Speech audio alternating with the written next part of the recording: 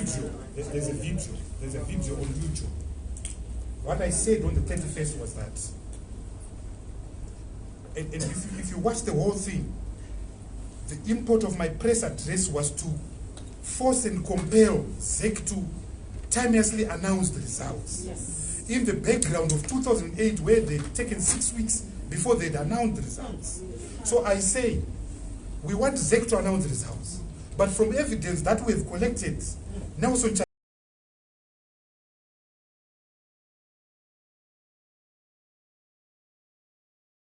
Chamisa is one. So we are asking ZEC to announce the results. Can you announce the results? That's what I said on the... I did not make any reference to demonstrations. I did not make any reference to parties and so forth. I did not. I did not do it. Thank you very much.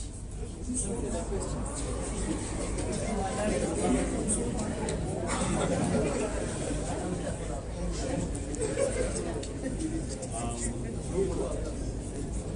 Mr. Biti,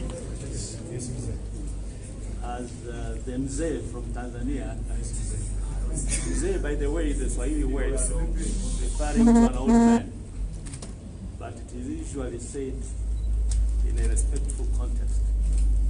I'm respecting you. Thank you so much. I would like to join hands with Chief Anyoku in thanking you immensely, profoundly for your very insightful and instructive submission. I have only one small question for you. What advice do you wish to give to the government, to the political parties, and to the people of Zimbabwe with regard to the political future of this beautiful country? Thank you. It's a question of wisdom. Thank you for that. I think that our country has been arrested by years and years of turmoil, years and years of intolerance, years and years of unnecessary division. People can have political differences.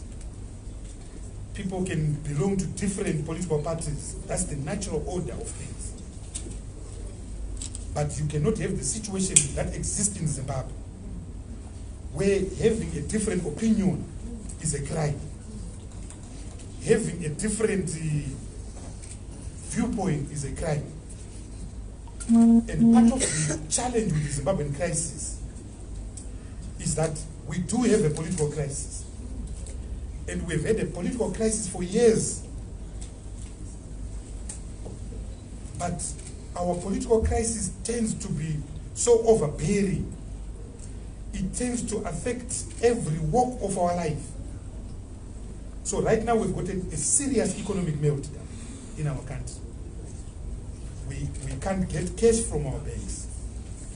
The government has just increased taxes through the budget announced last week. 95% of our people are unemployed.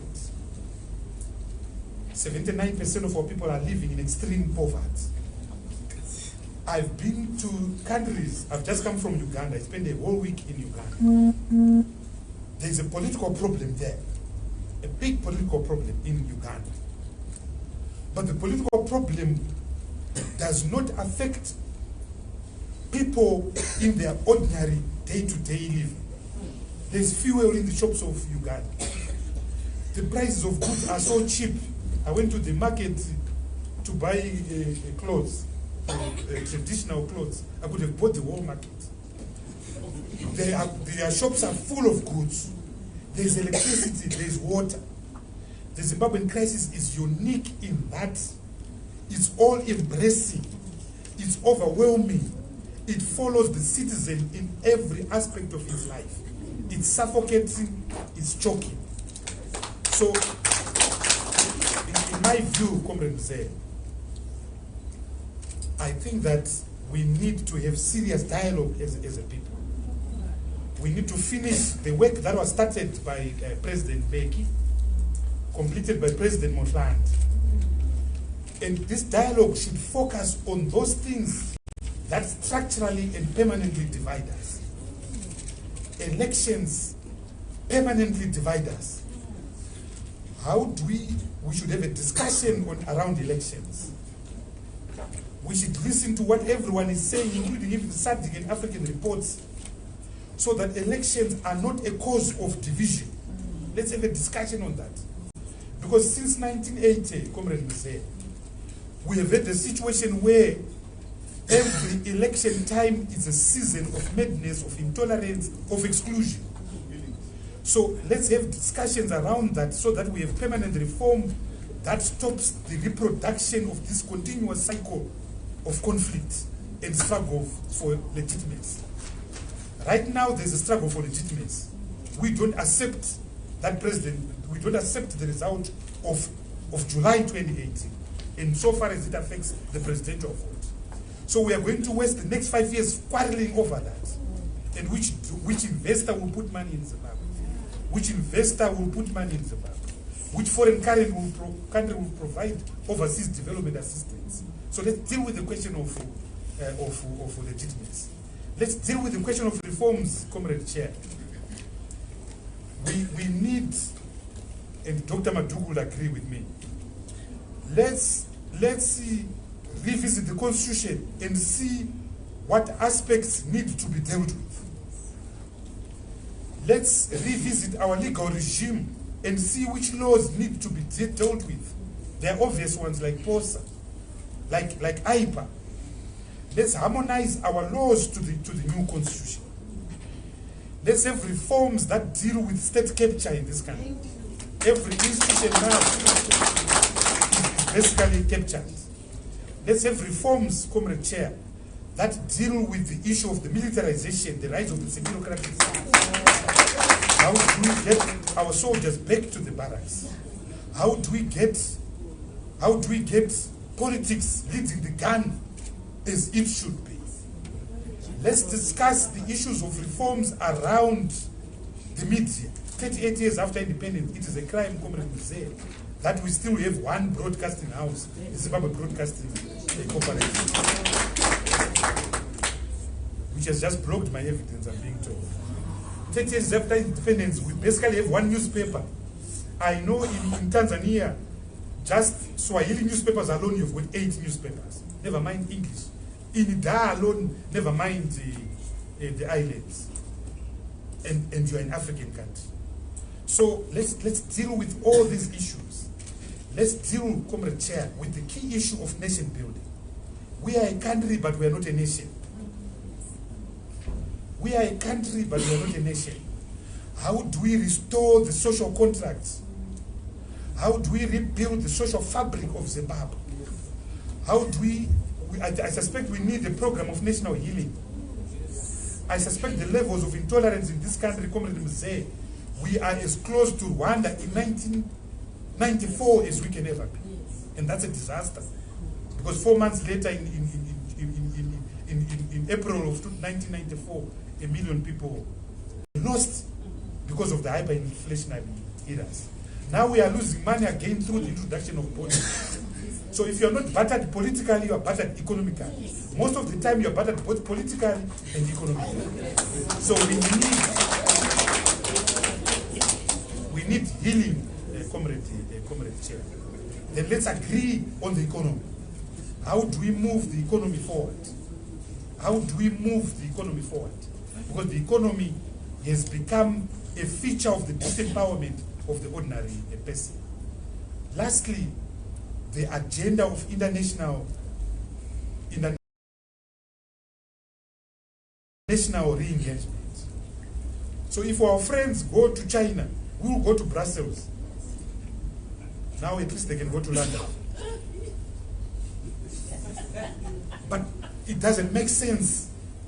Let's have a common front with our engagement with the United States of America, with London, with Brussels, with Beijing, with New Delhi. We don't have that common front. So I would say 5 key issues. Let's have a discussion on legitimacy, on elections. Let's have discussions on the reform agenda. Let's have a discussion on nation building, national healing, restoration of the social contract. Let's have a discussion on the economy. Let's have a discussion on reintegration. How do we end Zimbabwe's isolation? Once we agree on this, we then discuss on the implementation mechanism. How do we implement the agreement reached on that? Without this, without soberness and maturity, you will find us 4 years from now exactly in this current boat of economic malaise, divisions, hatred, intolerance. Meanwhile, our country is being weighed down. As I said, I was in Uganda. You can't recognize Kampala. The development, the cranes you are seeing on those hills. The last time we had a crane in Zimbabwe was probably 1968. And that's not good enough for Comrade Chair. So we are lagging behind every other country in the region. You come from the East African. Look at what is happening in your country. What is happening in Kenya. What is happening in Rwanda. I flew using Rwanda Airlines. It used to have 2 airlines. Now it is Airbus A380, Boeing 777, and we've got old aircrafts that were bought in 1976. It's not good enough, Comrade Chair. So we need dialogue to move the country.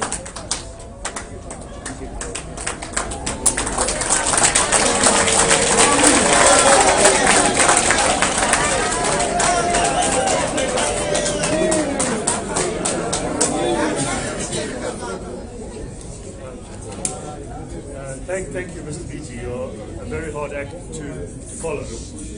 But I wish to also reiterate what the Chief has said, that we as the Commission see our mandate as getting to the truth of what happened.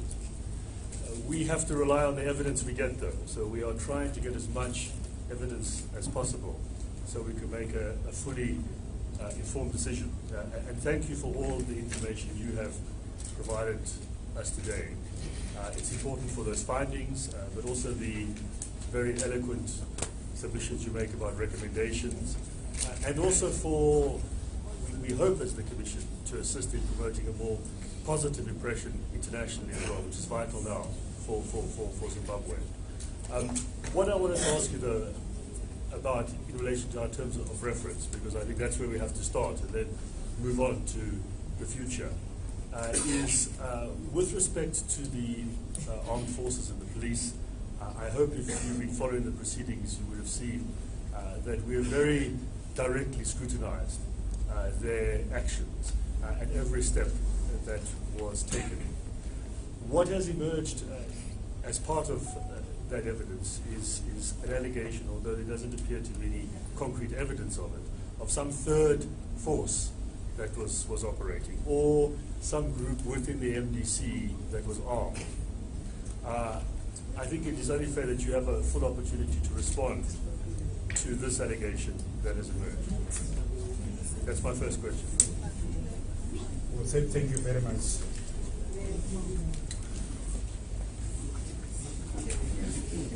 I think that firstly, there's no third force in the MDC. It's a very we are very constitutional party in terms of what we do, and we have stuck to one script. One script. An election is stolen from us. We cry. We go to courts. Come the next election, we campaign. And when we campaign, we actually genuinely believe we are going to win, and then it goes on and on and on and on. So I don't think that there is anyone sophisticated to have a third plan, third way, force in the MDC. But I know the state has got capacity, and I have absolute doubt that this was planned.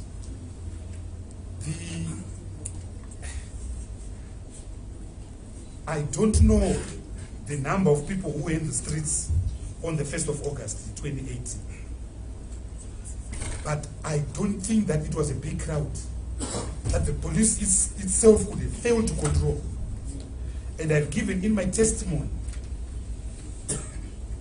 the many times that we've demonstrated with thousands and thousands of people. The last being on the 11th of July 2018. And as I said in my testimony, if you were on the top of any building, the tallest building in Harare is the Reserve Bank building, you would have seen a river of people putting on the red, marching from Africa Unity Square to the ZEC offices in Kopi, coming through Samora Machel, back to Africa Unity Square. The police controlled them. The police controlled them.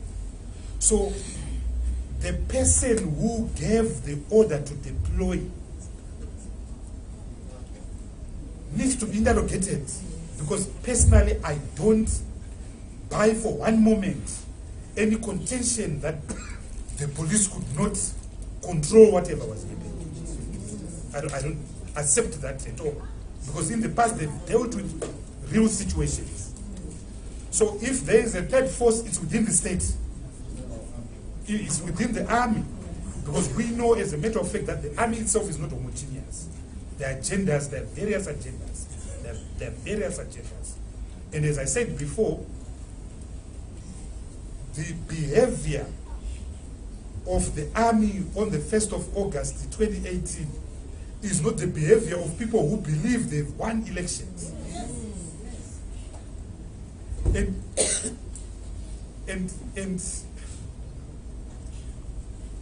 they went to town, the establishment went to town to try and present the image that 2018 was actually a free and fair election. There was no violence. There was no violence. But 1st of August shattered that. Shattered that.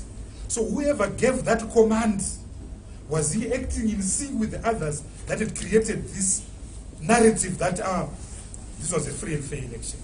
So if there's a third force, it's inside the state, it's inside the army.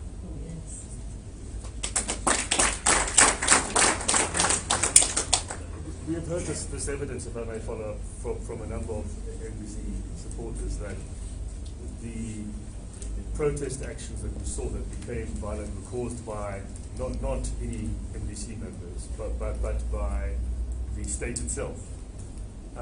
Do you have any evidence on the day from what you saw or what others saw that supports that?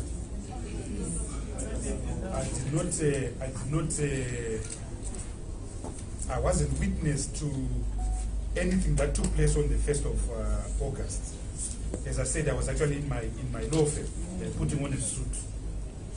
But what I can testify from years and years of being a lawyer, being a human rights defender, from years and years of being an activist in this country, is that the Zimbabwean military, the Zimbabwean police, they are so strong. They are so effective. They are so effective. So if there had been anyone indeed outside the state who did anything wrong on the 1st of August, you would have been arrested. You would have been prosecuted. We don't have a problem of law enforcement in this country. We have a problem of selective application and execution of law enforcement. And that's why when our police or army, if they go on peacekeeping missions, they always do well, what they're well trained. So the problem is not ability, it's just the politicization and capture of these institutions. You said that you rightly condemned the violence on the day. Of course. In a tweet. What exactly did you know and condemn? Or perhaps we could obtain a copy of the tweet. I don't have it. Well, after I learned that the army had shot people, I condemned that. I condemned that. Yes, and did you say anything about the protesters? Well, we don't have paternity over the protesters. Our own protests are are notified and we lead from the front. If you look at images of the 11th of July, you will see Advocate Chamisa, myself and other leaders of our movement right at the front. If you look at images of the 5th of June, you will see Advocate Chamisa, myself, Comrade Morgan Komichi and others leading from the front. If you look at pictures of 26 August, you see Morgan Changirai and other leaders of Zinera leading from the front. If you go back as way back to 11 March 2007, you see Morgan Changirai, Love Moma Duku, Atham Tambara and other leaders leading from the front. So we don't lead from the behind.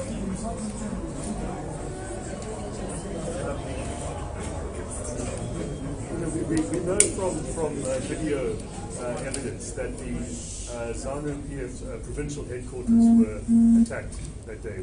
We've seen the video evidence of that. Do you know anything about who might have done that?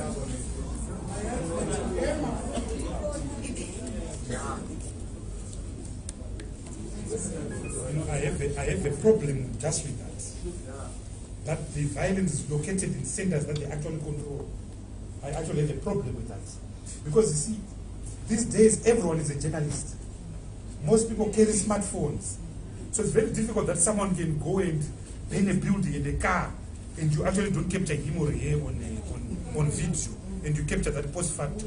Which is why I strongly believe that this whole thing is a stitch up to attack democratic forces, to emasculate democratic forces. Can I ask just about the recommendations that you discussed? Do you have any recommendations that you could provide to us to assist us with how election results could be announced so as to avoid the problems that you have highlighted?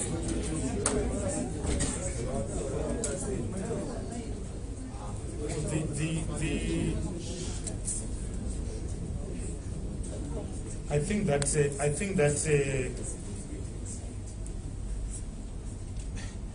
let's do what happens in every other country. Let's do what happens in every other country. Let's do what happens in the United States of America. What happens in your country. The result comes in and it's immediately announced. People are waiting at their party head offices. America has got over 300 million voters. But by the time you go to sleep in the early hours of the 5th of November, after every 4 years, you know who has won. But it's got a bigger population. So, and in Zimbabwe, we can do that because the results are announced at the polling station. Then South Africa has got over 20 million voters. But the result is known that very same night. So let's do that. But here we don't do that because we've got something to hide. Yeah. We want votes to be pregnant and multiply. So that's the result. So let's follow international best practice. The result comes, it's announced. Chitungisa North, here is the result. Chitungisa East, and meanwhile, there will be total for the president. Now, candidate X is on 2. Candidate Y is on 5,000. So there will be presidential tallying up. It should be so easy. Why do we need to wait for days? Why do we need to wait for days? Morgan Komichi right now is facing charges for having declared that the result announced by ZEC on the 3rd of August was fake. And he had the right to say that because the law demands. Remember, we vote in constituencies. So the law requires that once that all the results should be collected throughout Zimbabwe and sent to a national command center. Then the party's respective agents must then tabulate and verify these results. So they will say in Chitungwiza, candidate X got 15, candidate Y got 20. In Bulima Mangwe, so you just add up the V23 forms. A process which shouldn't take more than a day. It didn't happen in 2018. It happened in 2013, it didn't happen in 2008. So I don't know why we complicate things when we're a tiny population of less than 5 million people who voted. Okay, thank you very much for your answers.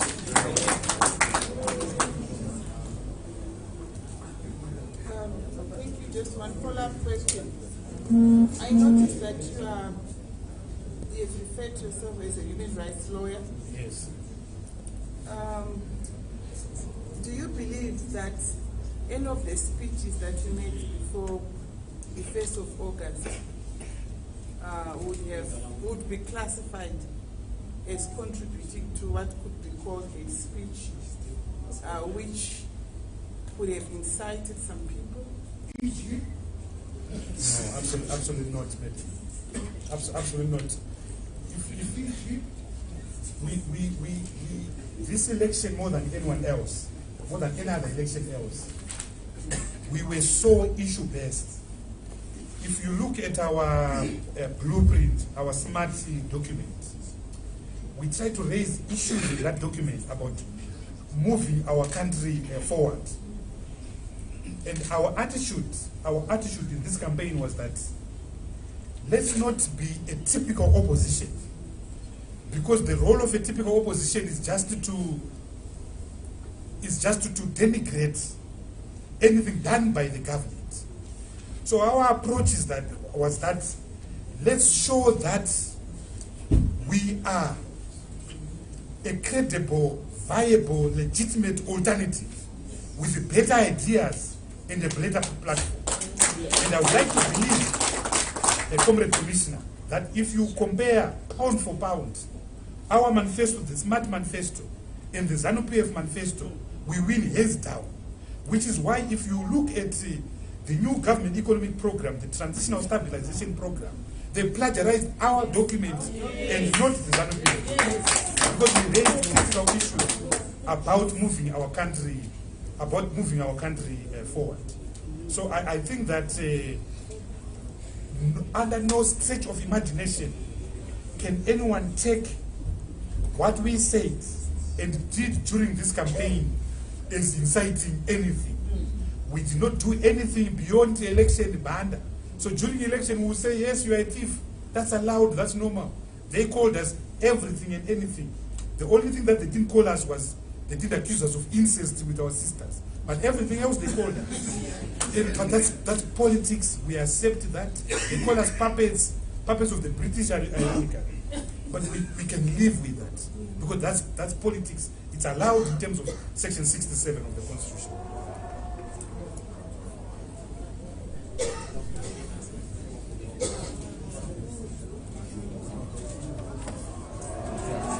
Also, Madam Chair,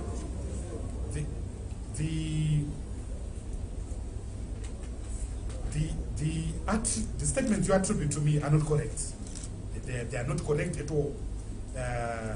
And there should be transcript and videos of what we said during this campaign. We were very colorful, but we did not cross the lines. So yes, we called people thieves. We accept that. Yes, we said people killed people in Gukurahundi. We accept that. But we didn't cross the line. And there are transcripts to that effect. Just like they also called us puppets and so forth. That's accepted.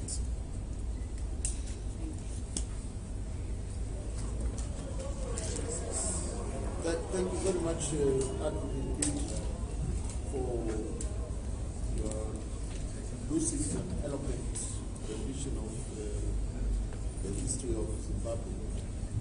And this commission, on behalf of my fellow commissioners, I can reassure you that whatever you shared with us shall not be used against in a punitive manner anyway.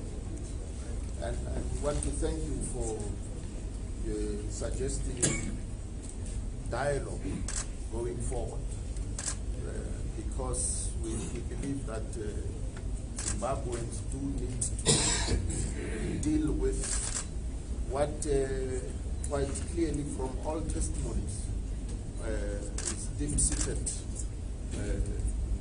animus and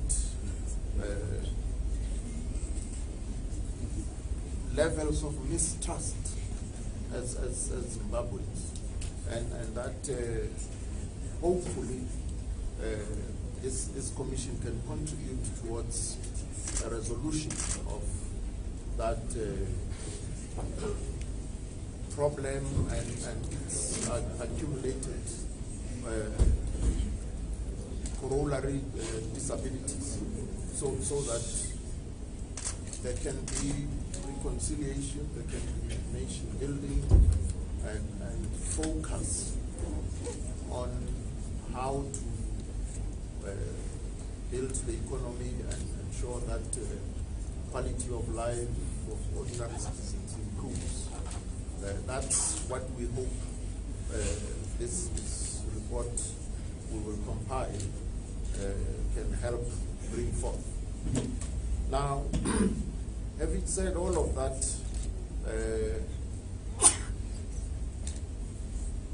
we had a pattern in the testimonies. Those who testified in a manner which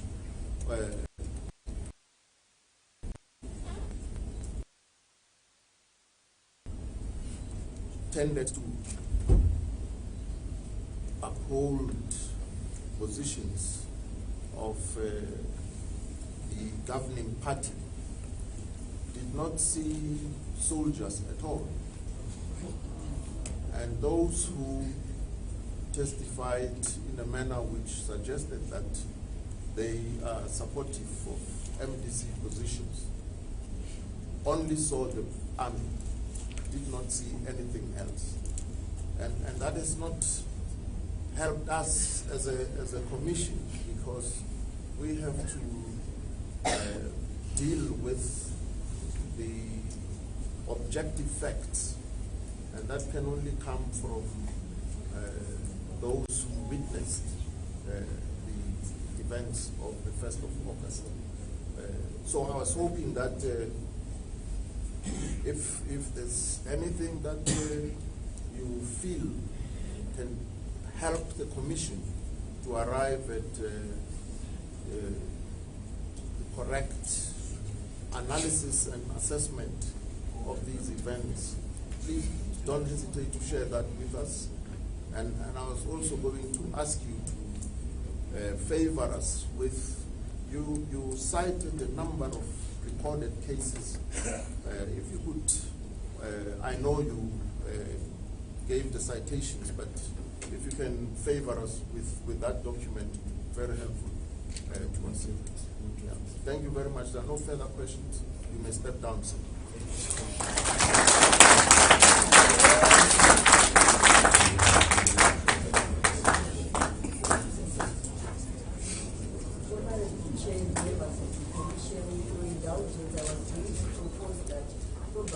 Take a short comfort break before we come to the next meeting. How long?